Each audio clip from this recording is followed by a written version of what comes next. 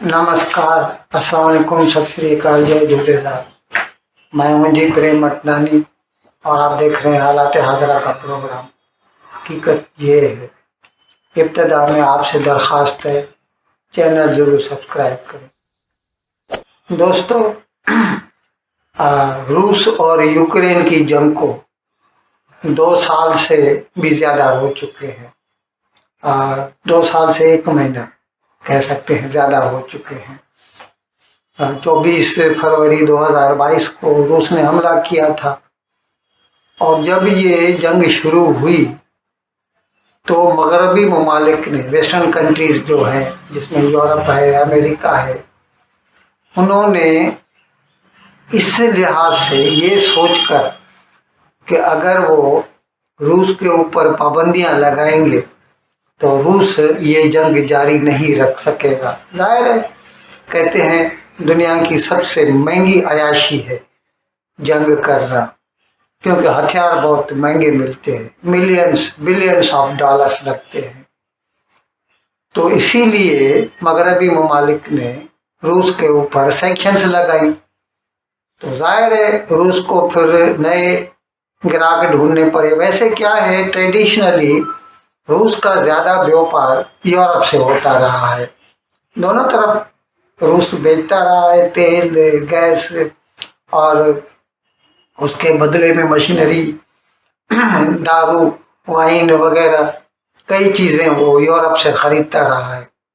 लेकिन अब जब उसके ऊपर पाबंदियां लगा दी गई तो फिर रूस ने नए मार्केट ढूंढने शुरू किए।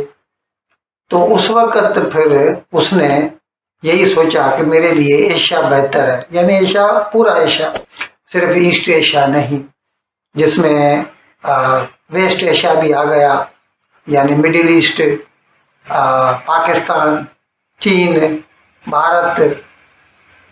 लेकिन क्या है कि क्योंकि रूस के ऊपर पाबंदियां लगी हुई हैं तो जो भी शिपिंग कंपनीज हैं जिनकी रजिस्ट्रेशन वेस्टर्न कंट्रीज में है, वो तो रूस के माल को हाथ भी नहीं लगाएंगे। और ये सभी जो हैं ये स्विस कैनाल से गुजर के आती हैं। अगर नॉर्मली ऐसा होता था कि जो ब्लैक सी है तुर्की के साथ, तो रूस का माल जो है ना ब्लैक सी के थ्रू और बास्फोरस से गुजर के और मेडिटेरेनियन, फिर स्विस कैनाल, और इस तरह भारत या मतलब बहिरे हिंद में, इंडियन ओशन में आ जाता था। लेकिन जब से ये पाबंदियां लगी तो रूस ने नए नए रूट ढूंढने शुरू कर दिए। और इस सिलसिले में मैं कई प्रोग्राम भी कर चुका हूँ। 2 साल हो गए हैं जंग को, तो ऐसी बातें तो चलती ही रहती है। एक था कि पैसिफिक के थ्रू भारत को तेल भेजना, यानी वो रूस के मशरक में, ईस्ट में, नॉर्थ कोरिया के नज़दीक, उधर व्लादिवोस्तोक एक रूस का शहर है जहाँ से पानी के जहाज, जो शिपिंग कंटेनर्स हैं, टैंकर्स हैं, वो निकलते और भारत के ईस्ट में चेन्नई तक माल लेकर आते। फिर तो खैर भारत में वो बढ़ जाएगा।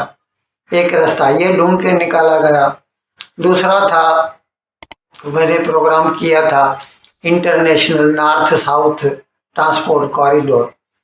उसमें भी कैस्पियन सी के थ्रू आके जो है माल ईरान आता था और वहाँ से फिर ईरान के अंदर ही अंदर जो है बंदर अब्बास तक आ जाता। तो फिर तो खलीज फारस है, ईरानियन गल्फ, तो वहाँ से माल। लेकिन अभी एक दूसरा रास्ता ढूंढ के निकाला है रूस ने। उसमें क्या है कि रूस की सरहद अजरबैजान से मिलती है और अजरबैजान जो है उसकी सरहद ईरान से मिलती है।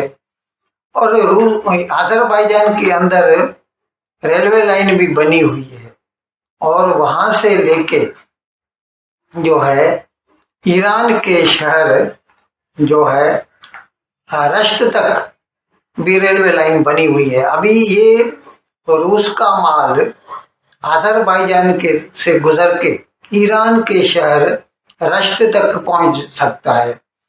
और फिर ईरान के शहर अस्त्रा से लेके, जो ईरान के साउथ में, दक्कन में जो बंदर है, जैसे बंदर अब्बास है, वहां तक रेलवे लाइन भी बनी हुई है। तो ये एक मिसिंग लिंक है, ये रश्त और अस्त्रा के बीच।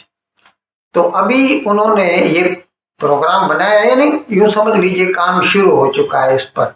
एक रेलवे लाइन बना रहे हैं रश्त से लेके अस्त्रा तक, जिसके ऊपर 1.7 पौने 2 समझ लीजिए बिलियन डॉलर का खर्चा आता है। और ये रूस ने कहा है ईरान को आप बनाइए, और जाहिर है फिर ईरान से माल गुजरेगा तो ईरान को टोल टैक्स मिलेगी, वो भी कमाएगा।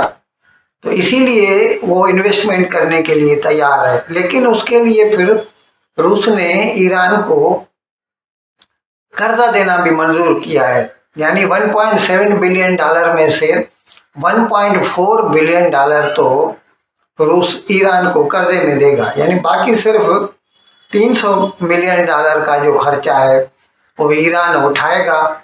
और इस तरह से वो पूरा रास्ता जो है रूस से लेके और ईरान के साउथ तक रेलवे लाइन के थ्रू बन जाएगा। और फिर वहां से तो जो रशियन जो टैंकर्स हैं या जो ईरानियन टैंकर्स हैं, ऐसे वो उठा के और बंबई तक ला सकते हैं उस माल को।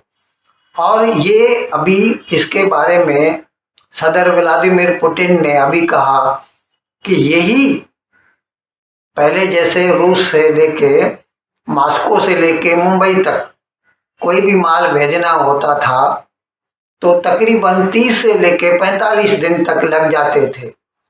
अब ये रास्ता बन जाए, अब इसमें टाइम लगेगा, 4 साल लगेंगे, कहते हैं 2028 तक बन के तैयार हो जाएगा।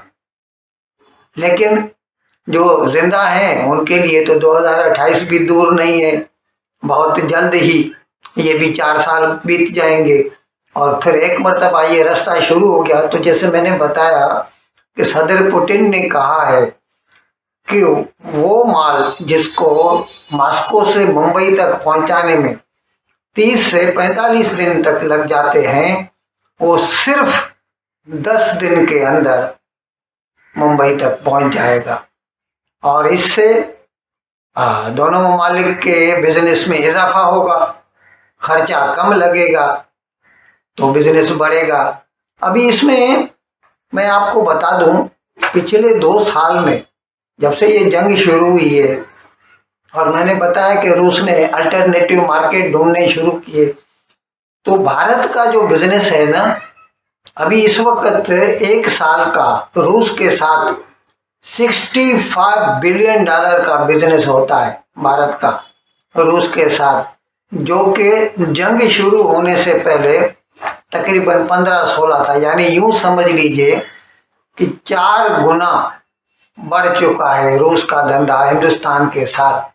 तो वो तो चाहेगा कि ये कंटिन्यू रहे, क्योंकि कुछ भरोसा नहीं ये जंग कब खत्म होती है, क्योंकि रूस के लिए एक अन्ना का सवाल बन गया है। और दूसरी तरफ यूरोप वाले और अमेरिका भी मानने को तैयार नहीं है। तो जब तक ये जंग जारी रहेगी, इस किस्म के रास्तों की खोज भी जारी रहेगी और ये नए नए रास्ते बनाए जाते रहेंगे।